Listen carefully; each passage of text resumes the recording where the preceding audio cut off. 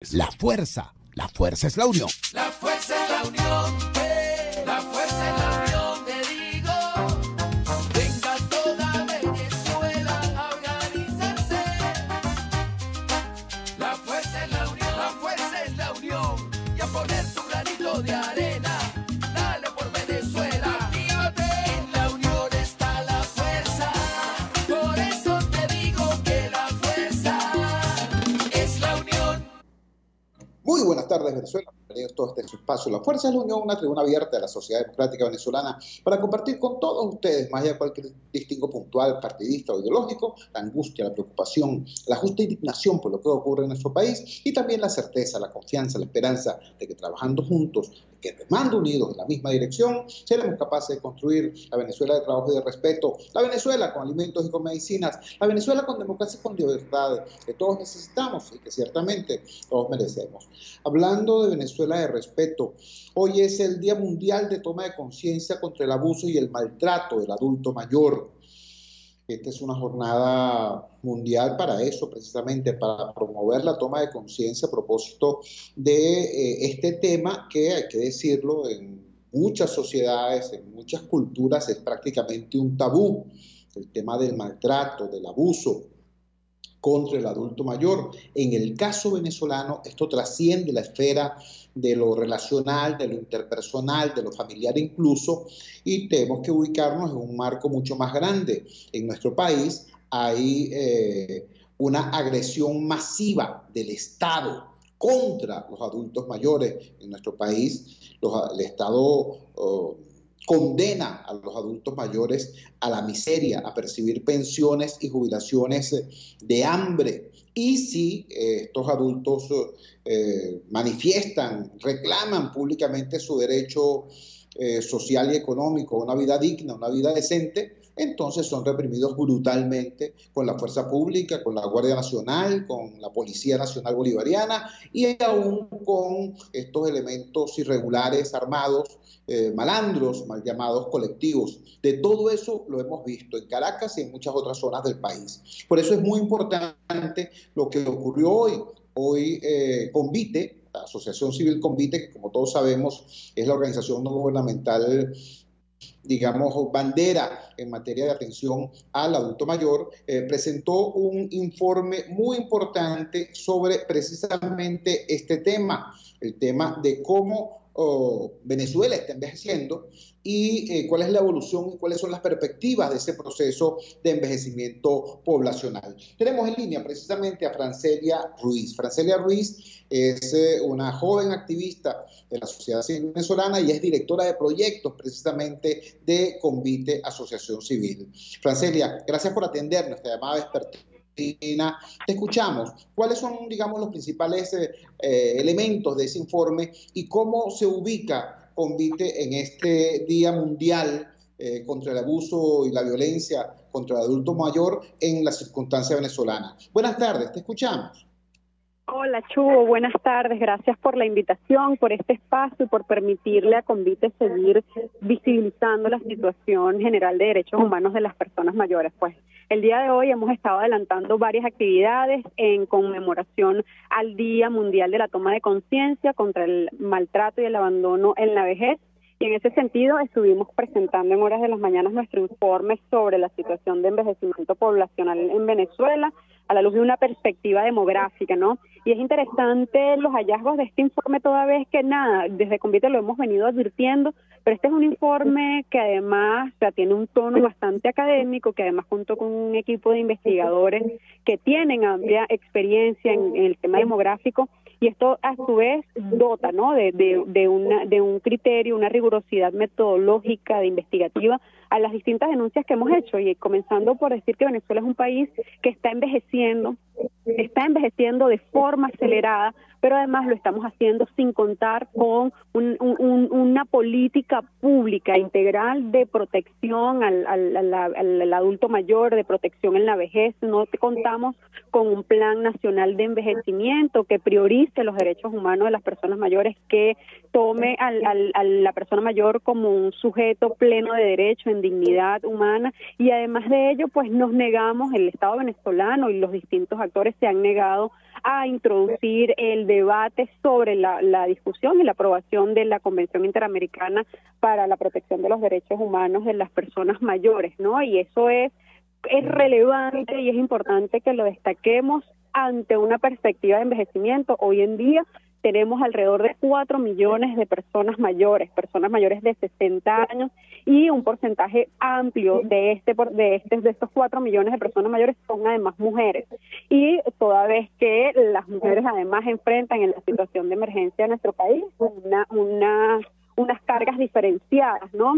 Es importante destacar que al día de hoy, pues, hemos encontrado en Venezuela importantes cambios en la dinámica poblacional asociados fundamentalmente al tema migratorio. El tema migratorio afectó o supuso que Venezuela desperdició su bono demográfico. Hoy en día, hasta el año pasado, la población que migraba era población en edades productivas y se quedaban aquí las personas mayores. Además de que se quedaban con una pensión que no alcanza para asumir los costos mínimos, satisfacer las necesidades más básicas en alimentación, en salud, en educación. Además, en este contexto de emergencia se quedan atendiendo en el cuidado de otros grupos altamente vulnerables como son niños, niñas y adolescentes, ¿no? Este fenómeno migratorio, además de la reducción, digamos, en los nacimientos, hace que Venezuela vaya al año 2050 a tener más de 20% de la población siendo población adulta mayor, y que lo estemos haciendo en ciudades hostiles para envejecer, que lo estemos haciendo con una deficiente cobertura de seguridad social, con una deficiente cobertura de servicios de salud pública integral, con una deficiente pensión de vejez, de jubilación, y con una deficiente atención o política de alimentación para este grupo poblacional. Estamos conversando con Francelia Ruiz es directora de proyectos de la Asociación Civil Convite, con mucho la organización no gubernamental bandera en Venezuela en atención y reivindicación de los derechos humanos y de los derechos constitucionales de nuestros adultos mayores. Francelia, yo he visto trabajos que ustedes han realizado sobre este tema específico del impacto que ha tenido la diáspora sobre el sector de la tercera edad, la manera como no solamente se han quedado solos nuestros adultos mayores, el síndrome llamado del nido vacío, sino que además en muchos casos, como tú acabas de decir, quedan a cargo de niños, a cargo de nietos, a cargo de bisnietos a veces. Es decir, quedan con una carga más allá de lo que son sus fuerzas actuales y sin los recursos necesarios para atenderse ni siquiera ellos mismos. Ahora, esa situación ha estado siendo visibilizada desde hace ya cierto tiempo. ¿No ha habido respuesta institucional de ninguna naturaleza? Bien, hasta ahora, y es una de las características de todos los informes y todas las investigaciones que adelantamos de Convite, es que no solo visibilizamos la realidad, sino que generamos recomendaciones para los distintos actores, tomadores de decisión, y bueno, hasta el momento pareciera que el tema de la adultez mayor no es un tema prioritario, pareciera que los derechos humanos de las personas mayores para los tomadores de decisiones es un tema postergable. Sin embargo, bueno, una de las cosas que logramos o que se ha logrado y son importantes destacar para Venezuela es que a partir de nuestra consulta, la evaluación rápida de necesidades humanitarias para las personas mayores que realizamos en el año 2019 en apoyo de la organización Global Health Page, se logró incluir a la población adulto mayor entre los grupos prioritarios para ser incluidos en el plan de respuesta humanitaria para Venezuela, y con beneplácito desde Convite recibimos la noticia de que bueno, fueron asignados fondos en el plan de respuesta humanitaria, en el fondo para Venezuela, que la asignación se hizo durante el mes de mayo, ¿no? Entonces, que las personas mayores puedan ser incluidas en el plan de respuesta es de una u otra forma un avance importante, y nosotros estamos decididos, porque si bien es un avance, no es suficiente, no podemos en esta primera fase llegar a todas las personas mayores, pero al menos es un avance, y es importante que logremos que se siga incluyendo a las personas mayores, pero no solo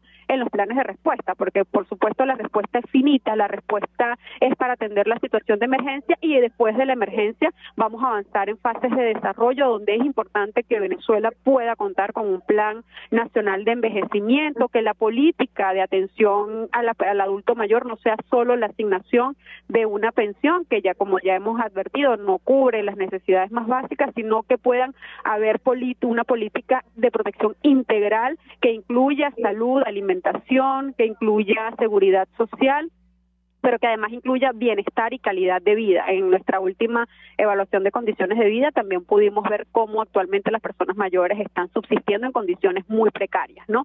Y esta precariedad no está, digamos, determinada por la edad, no, las personas mayores no están en situación de vulnerabilidad porque sean viejos, sino porque el país ha minado las posibilidades de subsistencia en dignidad de este grupo poblacional. Conversamos con Francelia Ruiz, directora de proyectos de la Asociación Civil Convite. Finalmente, Francelia, me parece demasiado importante que hayas planteado la necesidad de comprometer a los tomadores de decisiones y hablas de los tomadores de decisiones en general. Es decir, este no es un tema partidista, no es esto escapa a la visión maniquea gobierno-oposición. Tengo entendido que en la mora, en la suscripción de esta Convención Internacional de Defensa de los Derechos de los Adultos Mayores, prácticamente se han abstenido de hacerlo todas las asambleas nacionales recientes, todos los parlamentos recientes, por lo cual el llamado de atención, repito, es hacia todos los tomadores de decisiones. ¿Eso es así o me equivoco? Sí, es a todos los tomadores de decisión, ¿no? Nosotros hemos adelantado espacios de discusión, hemos adelantado peticiones a los distintos actores políticos, a los distintos, digamos, a las distintas facciones que del debate político venezolano. No es una cuestión solo del oficialismo, sino de todos los tomadores de decisión.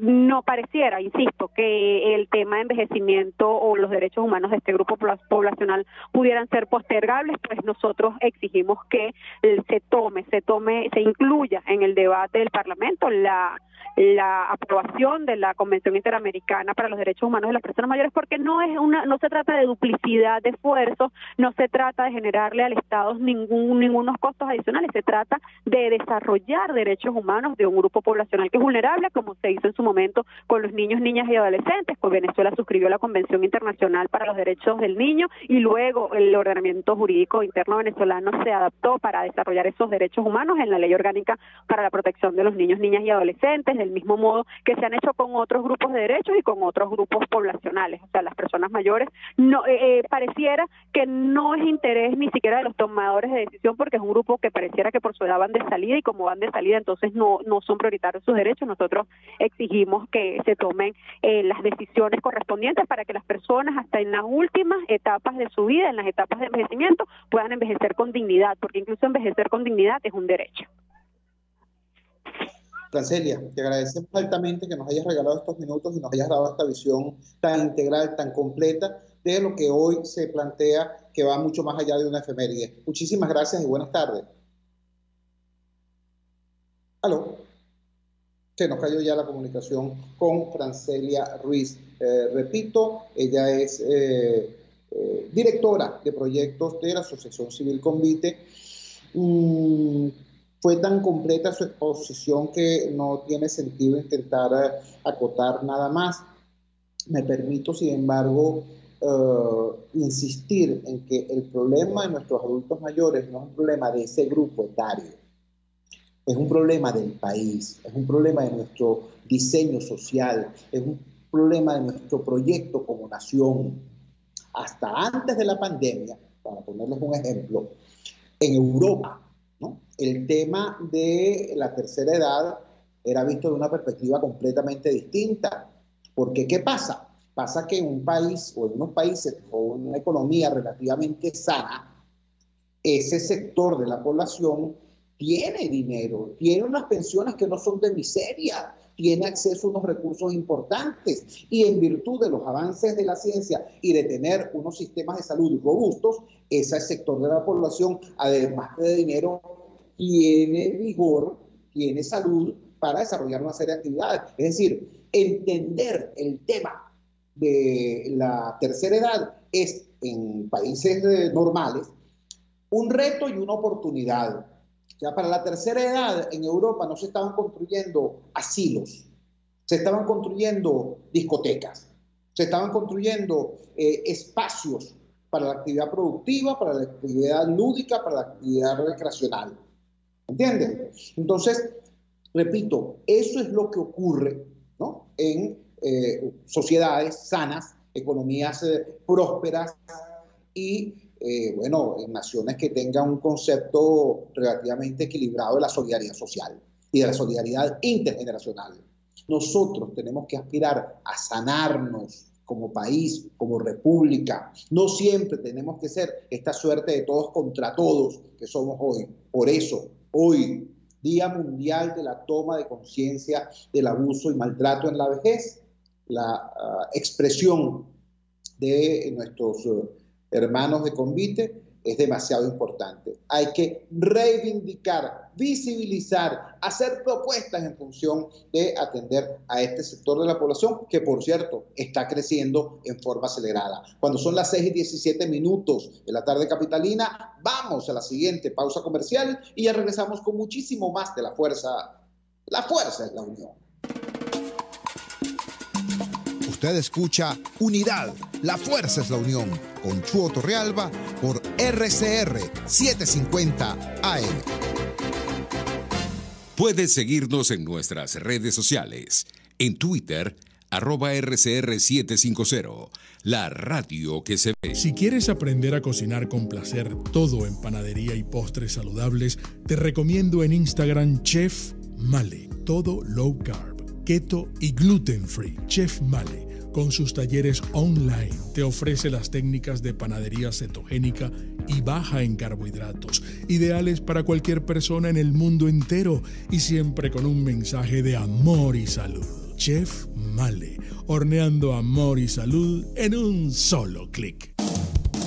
RCR 750 AM, porque lo bueno une.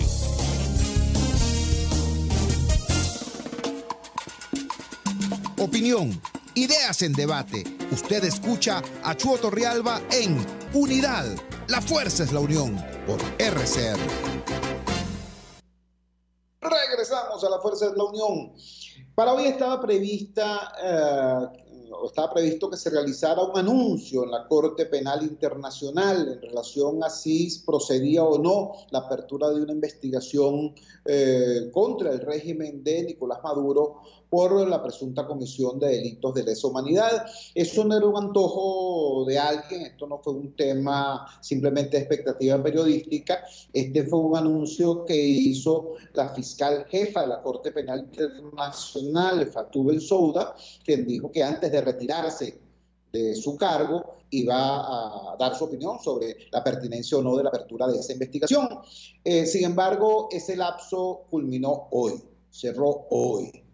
Y la fiscal Bensouda se retira de la Corte Penal Internacional, dejando detrás ese interrogante. Los colegas del Servicio Informativo de Suiza dicen: Bensouda, fiscal jefa de la Corte Penal Internacional, deja su cargo tras 9 años de luces y sombras. Le preguntamos a Ali Daniels. Ali Daniels es directivo y vocero de la organización no gubernamental Acceso a la Justicia, si esta retirada de la fiscal jefa Fatou Bensouda podemos inscribirla en las luces o en las sombras del balance de su gestión. Ali, gracias por atender nuestra llamada vespertina y, como siempre, darnos tu criterio orientador. Te escuchamos. Hola, Chugo, buenas tardes, muchísimas gracias. Sí, efectivamente hoy terminó su lapso de su periodo de 9 años la fiscal Bensouda y lamentablemente nos quedamos esperando su pronunciamiento. Sin embargo, tenemos que recordar que ella misma en unas declaraciones que dio hace algunos días señaló que iba a esperar a que el recurso que había intentado el fiscal Tarek William Saab fuera decidido por la Sala de Cuestiones Preliminares. Y lamentablemente eso fue notificado hasta el día de hoy. Y creemos que eso es lo que impidió que la fiscal pudiera hoy mismo poder pronunciarse. De todos modos, esto no quiere decir que el próximo fiscal no se vaya a pronunciar o tenga que rehacer o volver a empezar algo. Todo lo contrario, hay una continuidad y es lo que esperamos que haya en adelante, una continuidad, y que el próximo fiscal en lo más pronto posible se pronuncie sobre el caso venezolano. Estamos conversando, repito, con el doctor Ali Daniels, directivo, fundador y vocero de la organización no gubernamental Acceso a la Justicia.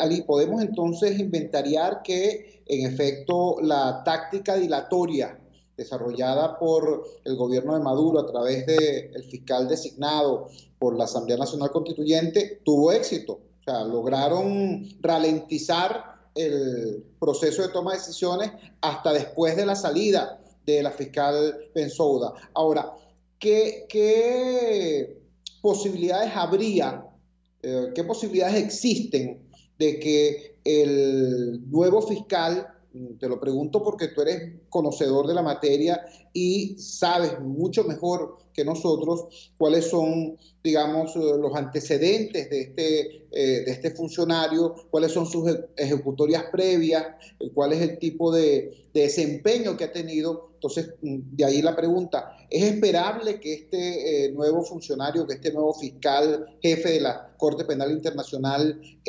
acometa este trabajo con diligencia, o lo esperable es algo similar o más lento aún que el trabajo desempeñado por la fiscal Bensouda? Bueno, en lo que se refiere a la capacidad profesional, creo que nadie duda de que este fiscal nuevo pues tiene todos los elementos para encargarse de su cargo. Ha llevado juicios o ha seguido juicios en los tribunales de Ruanda y la Yugoslavia. Es una persona que ha tenido una larga trayectoria en derecho penal internacional, de modo que en lo que se refiere al conocimiento de la materia, la tiene de la profesión, eso no va a generar ningún inconveniente. Ahora, lo que sí es cierto es que, a diferencia de la señora Bensouda, que había sido vicefiscal, es decir, la señora Bensouda tenía o tiene una carrera de 18 años de funcionario en la Corte Penal, de modo que cuando ella asumió el cargo hace 9 años ya tenía conocimiento de todos los casos que la Fiscalía estaba trabajando. Ese no es el supuesto del señor Karim Khan, que es una persona que viene de fuera de la Corte, que no ha sido, digamos, funcionario de la Corte y que, bueno, tendrá que empaparse ahora de los procedimientos. Esperamos justamente que, como tiene la capacidad para asumir esto, lo haga a la brevedad posible y en lo inmediato tengamos un pronunciamiento. Yo creo que estamos hablando de máximo y siendo muy pesimista, estamos hablando de que el retraso podría significar algunos meses, siendo muy pesimista, pero dado que el trabajo ya está hecho, no debería ser demasiado tarde. Repito, estamos conversando con el doctor Ali Daniels, una voz que acá nos ha orientado, nos ha dado detalles, sobre todo nos ha permitido no caer en los potes de humo, no caer en las zancadillas de la desinformación. Ali, he visto en las redes sociales que algunas personas, quién sabe si con ligereza, han asociado el nombre del nuevo fiscal jefe de la Corte Penal Internacional con alguna supuesta vinculación con el islamismo radical y de allí con los grupos que tienen simpatía con el régimen de Maduro, o incluso con algunos funcionarios del régimen que tienen vínculos familiares o ancestros en el mundo árabe. Creo que la gente no recuerda que Karim Khan, así se llama, Karim Khan, es ciudadano británico y fue electo con el voto favorable de 72 países firmantes del Estatuto de Roma. ¿Qué nos puedes decir a propósito de eso? Digo, para no volver a caer en tonterías como las que algunas personas cayeron acá cuando Michelle Bachelet anunció la presentación de su primer informe. Sí, bueno, yo aprovecho que se acabó el periodo de la señora Bensouda para romper algunas picas a su favor. Es decir, yo he escuchado críticas a la señora Bensouda que realmente no entiendo, porque el examen preliminar de Venezuela ha durado 3 años y algunos meses, y ha habido exámenes preliminares que han durado 14 años, 10 años. de modo que, digamos, ella además abrió este examen preliminar de oficio. Ella ya ha dicho que se cumplen todos los requisitos. Es decir, esta señora ha hecho más por la justicia venezolana hasta el día de hoy, a pesar de no poder hacer el pase a la siguiente fase por estas tácticas dilatorias del gobierno, que los que la critican. Entonces, en ese sentido, yo quisiera hacer un balance de lo hecho por la señora Bensoda en un sentido positivo. Es decir, ella abrió el examen preliminar de oficio, ella lo adelantó, ella lo dejó para cerrarlo, ella lo quiso cerrar, de modo que en ese sentido, todas estas críticas que ha habido contra ella diciendo que no ha sido imparcial, que no ha sido rápida cuando ha habido exámenes preliminares que han tardado muchísimo más, y de hecho la queja del fiscal es que va demasiado rápido, el fiscal Tarek William Saab. En ese sentido yo quisiera hablar, aunque sea unos segundos, a favor de ella, porque esa persona ha hecho más por la justicia en Venezuela que todos los críticos que la han atacado de manera incesante. Y ahora estoy viendo con asombro que este señor Karim Khan, por su nombre, le están ligando ahora unos lazos que nadie había mencionado nunca antes, y eso es como que si alguien dijera que como yo me llamo Ali Daniels, entonces Ali es un nombre árabe y en consecuencia yo tengo algún lazo con algún extremismo árabe. O sea, no, obviamente son cosas que al final lo único que pide uno es que si vas a acusar a alguien, sobre todo a alguien de la talla del fiscal de la Corte Penal Internacional, lo hagas con algún fundamento para uno poder justificar eso. Y no ocurrió con la señora Bensoda, y ahora antes de que ya el señor Karim Khan se encargue, ya lo están criticando, y esa no puede ser la manera de apreciar la justicia penal internacional, que tiene sus tiempos y que, como digo, a pesar de sus deficiencias, que sí las ha tenido, ha ido en el camino correcto hasta ahora. Sí. Nuevamente ha sido didáctico, ha sido pedagógico y sobre todo nos has dado información de calidad que nos permite, más allá de la propaganda, más allá de la hojarasca, ubicarnos en los tiempos reales de la justicia internacional. Un gran abrazo, buenas tardes. Gracias, Chugo, saludos, un abrazo.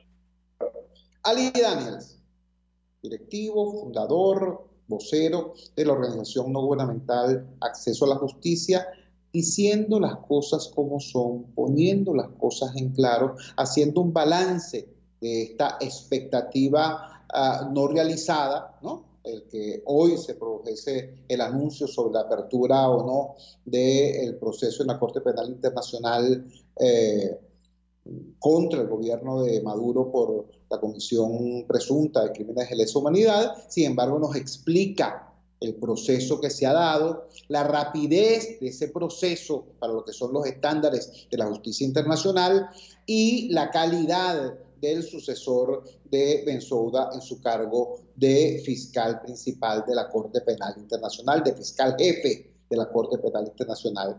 Yo me tomo estos minutos, tomo este segmento del programa para colocarlos en contacto con Ali Daniels, para que nosotros como ciudadanía, como sociedad, no sigamos siendo simplemente pasto de la demagogia de supuestos dirigentes, líderes o influencers, ¿no? Que especulan con la ignorancia, con el desconocimiento jurídico o procedimental que como ciudadanos podemos tener a propósito de estas materias ciertamente complejas. Así que excelente la explicación que nos dio Ali Daniels. Recordemos además que no podemos caer en la necedad, ¿no?, de convertir la Corte Penal Internacional en un nuevo altar para recitarle mantras, ¿no? Alguna vez fue el TIAR, después fue la R2P,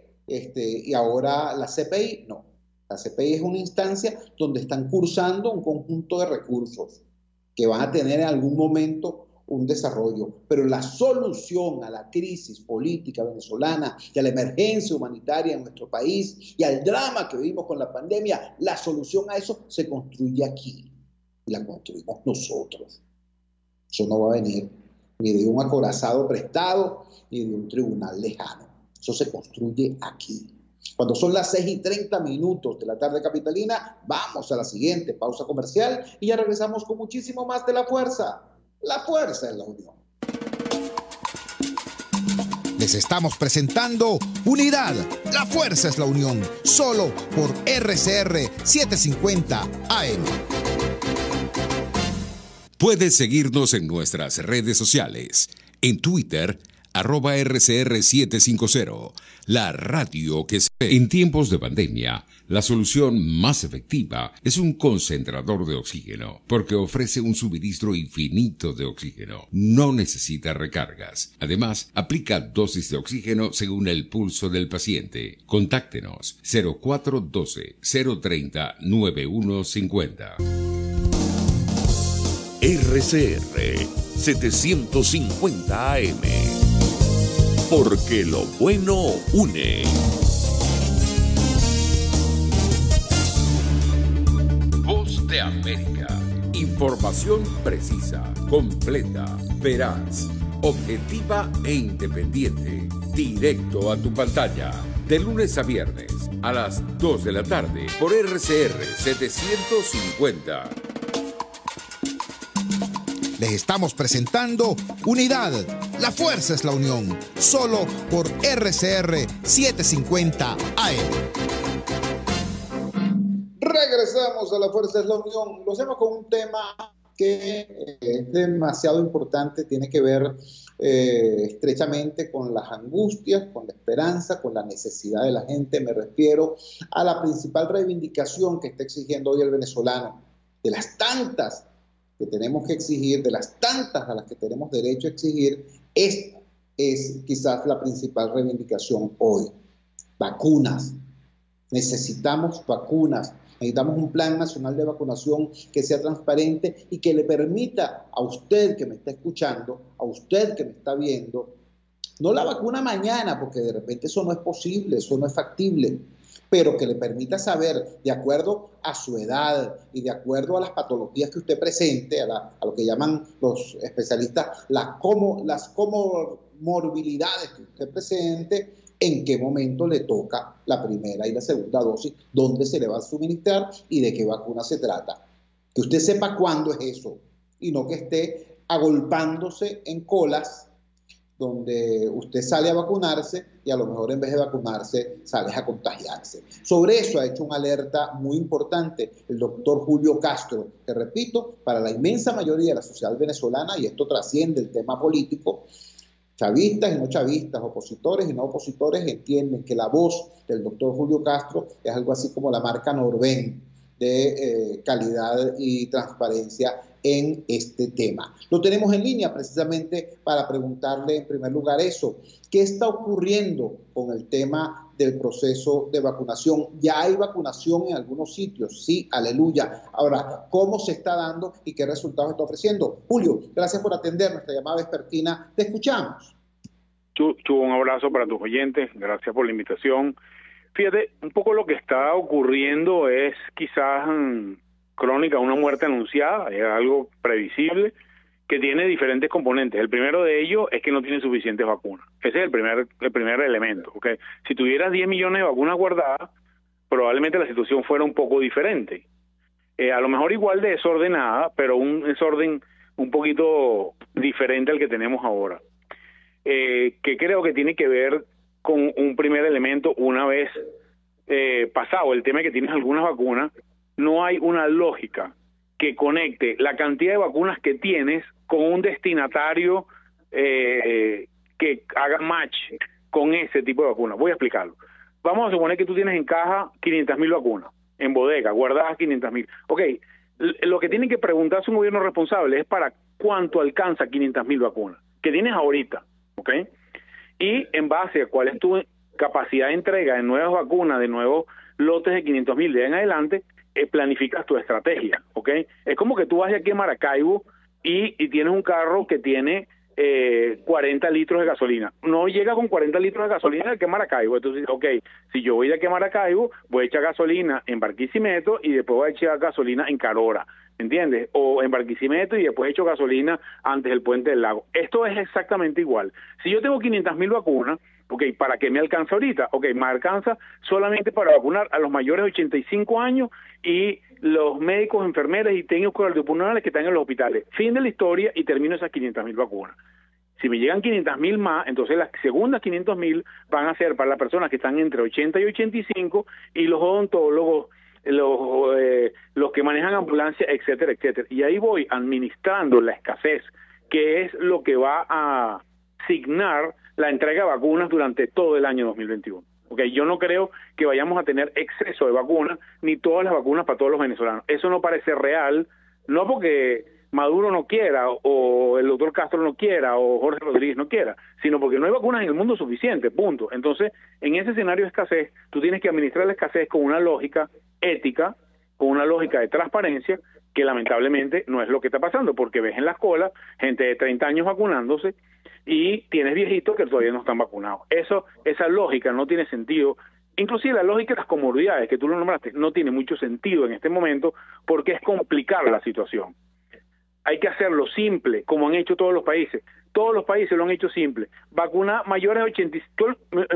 todo el mundo sabe aquí, o por lo menos las personas de política pública, ¿saben cuántas personas hay en Venezuela que tienen más de 85 años? Que son 350.000. Ya está. Entonces, las primeras 350.000 vas resolviendo. Los mayores de 85 ya los resolvimos. Ahora vamos con los de 80 a 85, que son 420.000. Y así vas progresivamente. Pero no esta parranda, ya lo he dicho otras veces, que nadie sabe a quién le toca, porque unos sí y otros no, porque unos sitios sí y en otros no, etcétera, etcétera, etcétera.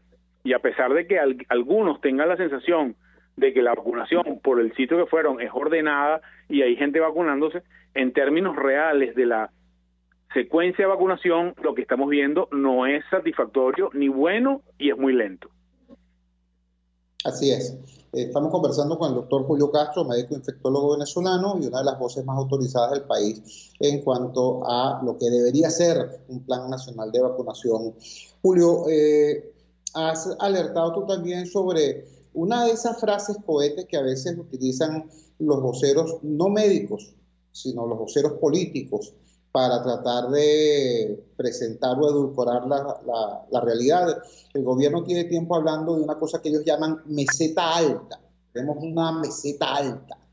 ¿Qué significa eso? ¿Está controlada de alguna manera la pandemia o estamos nosotros ya más bien rumbo a una situación de una tercera ola de contagios? ¿Cuál es tu visión de ese tema? Fíjate, es difícil para nosotros predecir en el contexto de esta pandemia el futuro de la próxima ola, ni cuándo, ni cómo, ni dónde, ni qué tan grande sea. Honestamente, es algo que no podemos predecir. Es lo lógico que pase porque es lo que ha pasado en otros países, pero no porque tengamos una herramienta que nos permite saber la próxima ola, cuándo, ni cómo, ni dónde. Que sí podemos hablar de la situación actual. Estamos terminando esta semana que terminó el domingo con 9.480 y tantos casos, y eso tenemos en esa historia 8 o 9 semanas seguidas, entre 8.500 y 9.500 casos, con la salvedad, que siempre lo hemos dicho, de que son unos números chucutos, porque en Caracas, en el hospital donde yo trabajo privado, tiene 3 semanas o casi un mes que no toma muestra. Entonces, esos números no cuentan, ¿ok? Entonces, pero ¿qué nos dice? Porque es un concepto epidemiológico, ¿qué nos dice esta números altos, de los más altos del país en año y medio, que siguen estando altos, de que hay una transmisión intensa en buena parte del país? O sea, esto no está bajando, esto no está controlado. No es que esté estable porque está controlado por alguna política institucional nacional. No. Está alto porque el virus se está transmitiendo. O sea, no hay nada de control. Eso no implica control. Eso implica descontrol más bien. Entonces, tenemos que entender eso los ciudadanos, porque de nuestra actividad depende, no solamente de lo que nosotros hagamos, también de las medidas que se tomen, depende el número total de contagios. Entonces los ciudadanos tienen que entender esa lógica de que hay una muy alta transmisión. Repito, es mucho más alta en unos sitios de Venezuela y no tan alta en otros sitios de Venezuela, pero el average es alto y eso implica que nosotros tengamos que tener medidas para controlar eso. Entonces, eso es lo que yo puedo decir para tratar de transmitir una idea, y no es que, que controlado es que, bueno, tú sabes lo que estás haciendo y sabes que lo que está pasando, por qué está pasando, pero eso no es la realidad. O sea, estamos en el peor momento de la epidemia. Seguimos estando en el peor momento de la epidemia, pegado, estable desde hace 10 semanas. Ya esta segunda onda pandémica tiene en números absolutos, por los datos oficiales, 33% más casos que la primera onda pandémica. O sea, es 33% más alta. Y además de eso, es casi 40% más larga hasta el momento de ahora. Entonces, es más grande, es más larga. Eso para mí no es control. Claro.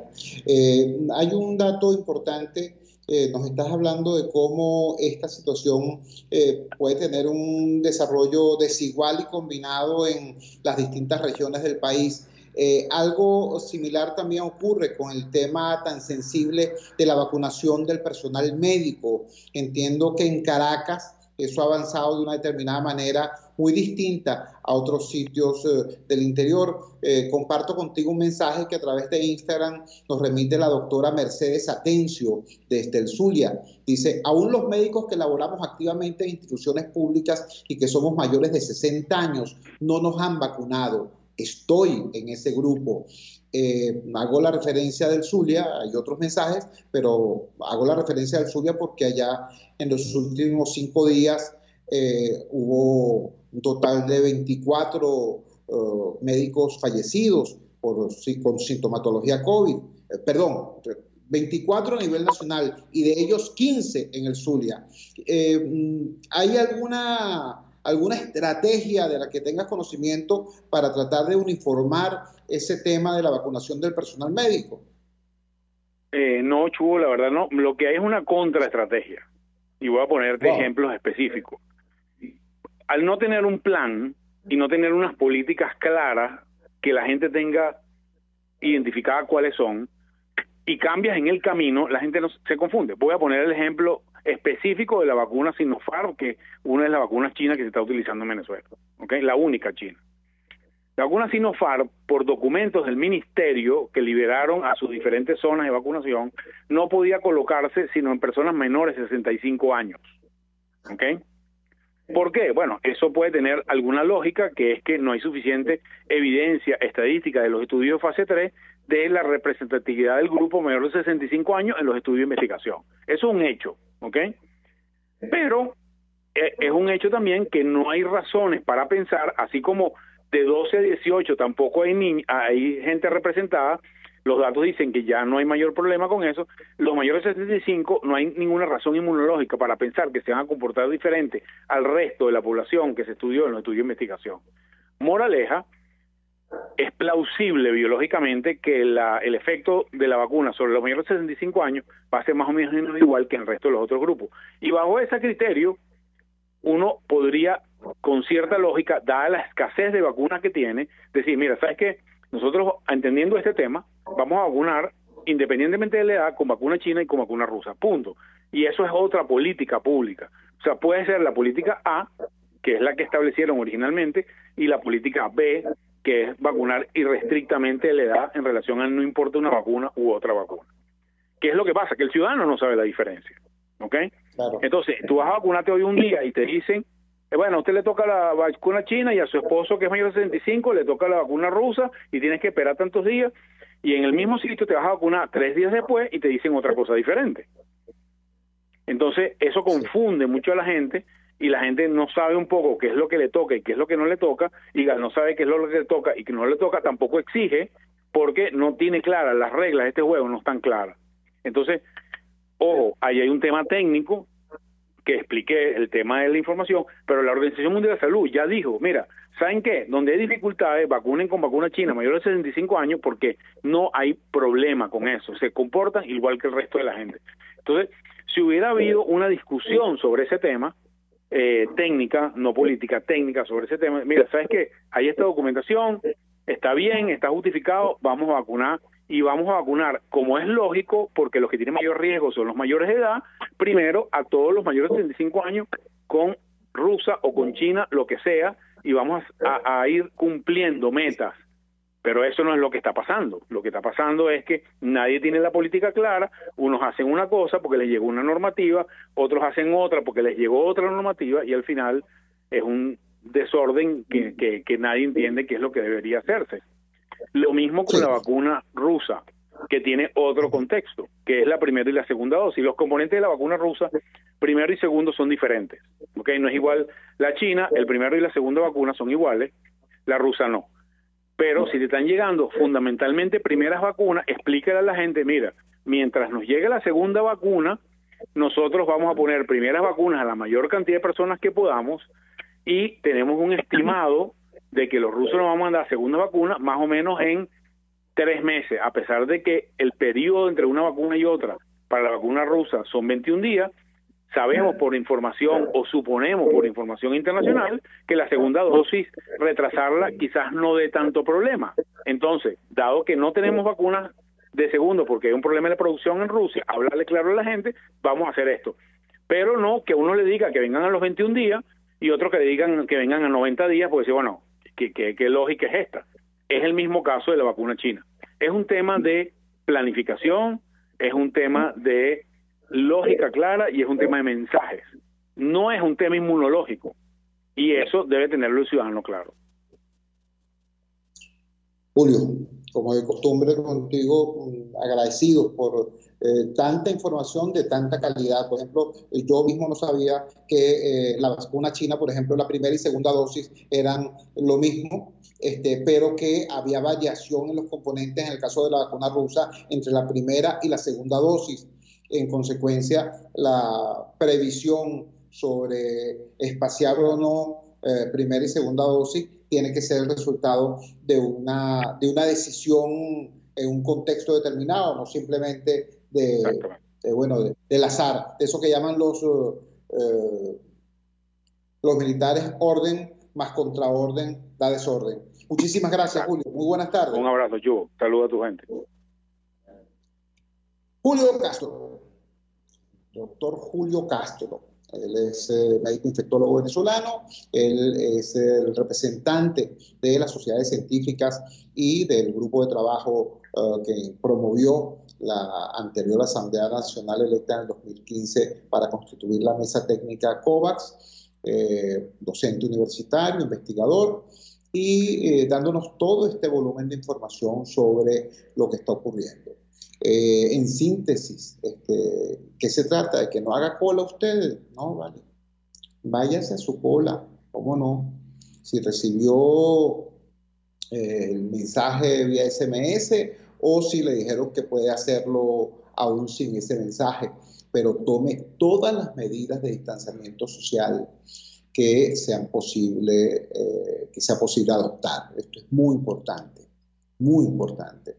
Recuerde que es la tradición venezolana. La gente está en las colas y se apoya mutuamente, conversa, se entretiene, se pasa información, termina haciendo nexos, una suerte de vecindario en la cola. Bueno, mucho cuidado precisamente con eso. Mucho cuidado precisamente con eso, porque a la cola vamos a vacunarnos, no a contagiarnos. Cuando son las 6:48 de la tarde capitalina, vamos a la siguiente pausa comercial y ya regresamos con la parte final acá, en La Fuerza es la Unión. Les estamos presentando Unidad, La Fuerza es la Unión, solo por RCR 750 AM.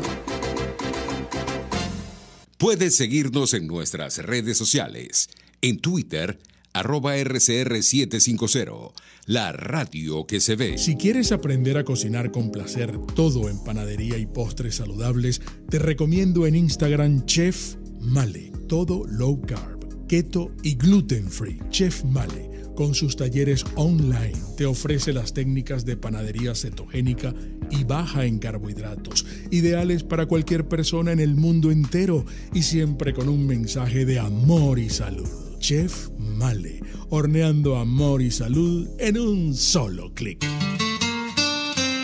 RCR 750 AM, porque lo bueno une.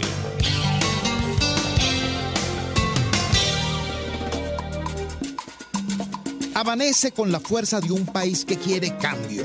Chuo Torrealba está al aire en Unidad. La Fuerza es la Unión. 482-9750 y @Chuo Torrealba por RCR. Regresamos regresamos a La Fuerza es la Unión.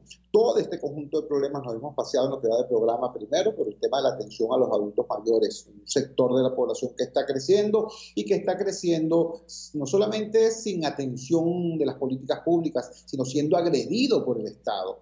Luego vimos el tema de la Corte Penal Internacional, el acceso a la justicia y ver cómo el sistema de administración de justicia en Venezuela es sumamente eficiente cuando se trata de entorpecer la justicia internacional, pero es tremendamente eficiente cuando se trata de administrar justicia. Digo justicia, no venganza, en nuestro país. Y finalmente la información que nos da el doctor Julio Castro sobre este tema crucial, como es el tema del proceso de vacunación. Todo eso tendrá solución cierta en nuestro país cuando lleguemos a una concertación que permita elecciones libres, que permita un nuevo pacto, no entre partidos, sino entre los venezolanos, para detener la crisis e iniciar la reconstrucción de Venezuela. Parte de eso, parte importante de eso, pudiera ser lo que está haciendo este nuevo Consejo Nacional Electoral. ¿Qué está ocurriendo con el proceso de auditoría del sistema del voto automatizado? ¿Qué está ocurriendo con la actualización del registro electoral? Esas preguntas se las hacemos a Aníbal Sánchez. Aníbal Sánchez, el diputado Aníbal Sánchez, es un experto electoral que en más de una ocasión nos ha orientado acá con su sapiencia, con su conocimiento. Aníbal, gracias por atender nuestra llamada vespertina. Por favor, indique tanto en el área de la auditoría sobre la automatización como en el tema del registro electoral y cualquier otro tema que, por supuesto, cualquier otro tópico que tú creas pertinente. Te escuchamos. Buenos días, Chuy, y buenos días a tu radio escucha. Bueno, como tú lo dijiste en la introducción, está avanzando, recorre un cronograma electoral para un proceso que se avecina el 21 de noviembre, donde estaremos escogiendo los 23 gobernadores, 335 alcaldes, 2.400 concejales y unos 250 aproximadamente diputados a los consejos legislativos. Este cronograma para estos próximos días, Chuo, tiene estipulado varias actividades. Del 16 al 21 de junio se tienen que estar constituyendo lo que se llaman los grupos electores. Para el 30 está la primera auditoría formal, no es la auditoría que estamos hablando del sistema, sino la auditoría formal, y se trata de la auditoría a la aplicación que se usa para la selección de lo que es el servicio electoral, es decir, los miembros que van a ser miembros de mesa, miembros de las juntas electorales. Del 30 al 7, se tienen que aprobar los circuitos, esas nuevas circunscripciones electorales para el Poder Legislativo, tanto municipal y regional, que tiene que estar adecuado un nuevo principio que nos habla de que el 60% de estos legisladores serían escogidos por el tema de las listas, en forma de lista, para tratar de garantizar lo que sería la proporcionalidad del voto, y un solo 40% sería de forma nominal, de forma personalizada en estos circuitos. Bueno, el mismo 7 de julio tiene la selección del servicio electoral, y es para el 15 de julio donde tendríamos el corte preliminar del registro electoral. Después de lo que viene es el tema de búscate en el RE, que probablemente para entre el 18 y el 24. Pero para quedarnos en el tema del registro electoral, esta semana conocimos después de voz del presidente del ente electoral que hasta el momento, en los primeros 13 días de la jornada, una jornada que es importante, los que nos están escuchando, sepa que por primera vez una jornada, claro, es en medio de una pandemia, en medio de una conflictividad social, en medio de una conflictividad política que nos lleva no solo al tema de movilización, al tema del combustible, el tema de transporte, todo eso pudiera limitar a lo que algunos nuevos votantes, esos electores que tienen cambios de residencia, ya sea porque ellos lo solicitaron o porque fueron trasladados en forma de consulta, ellos tendrían dentro de esta jornada que se abrió el 1 de junio y cierre el 15 de julio para hacer los cambios.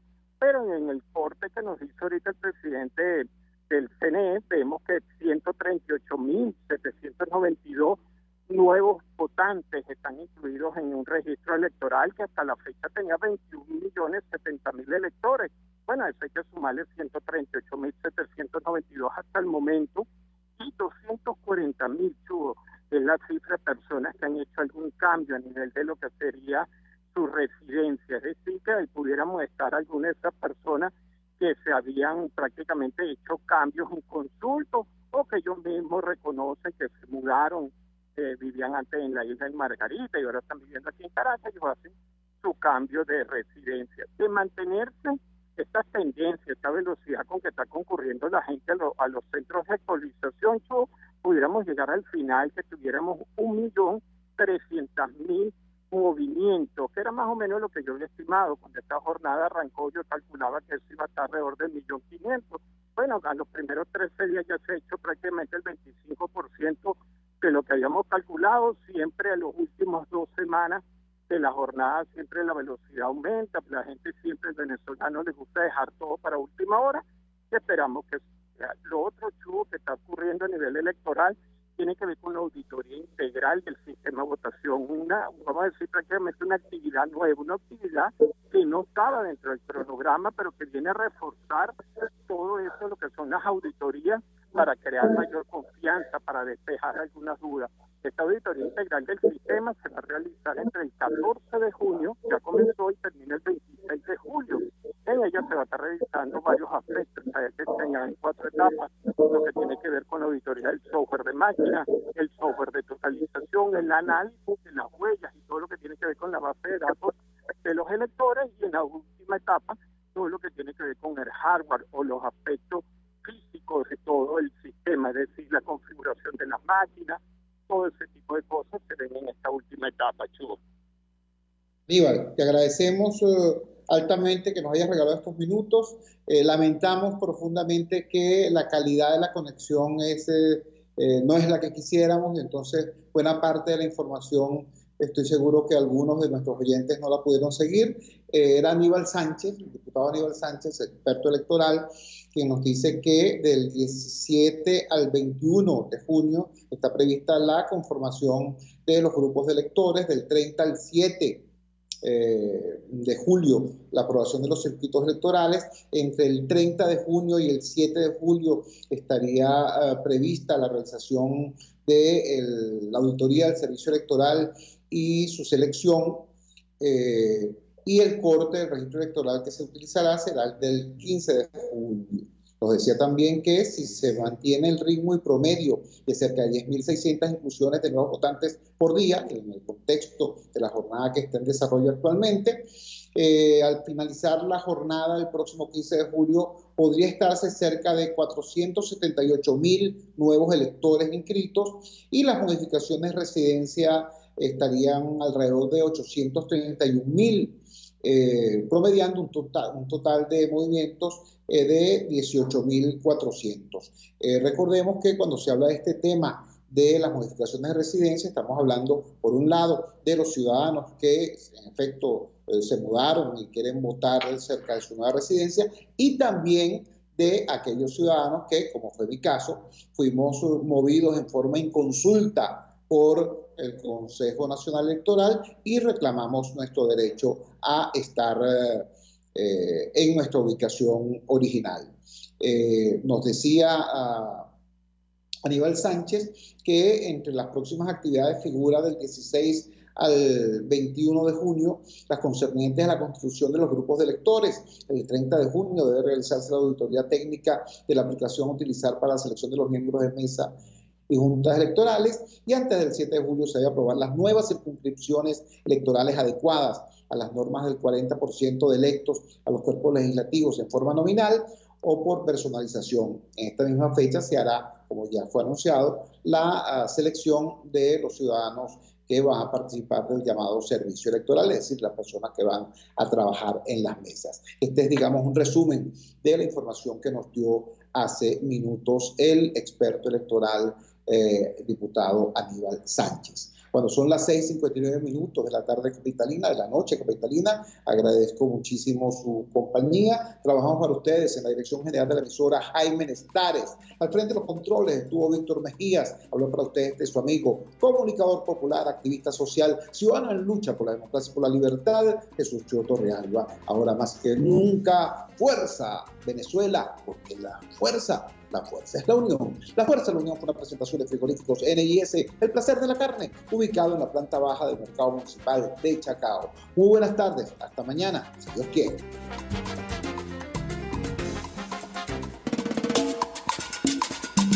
RCR presentó Unidad.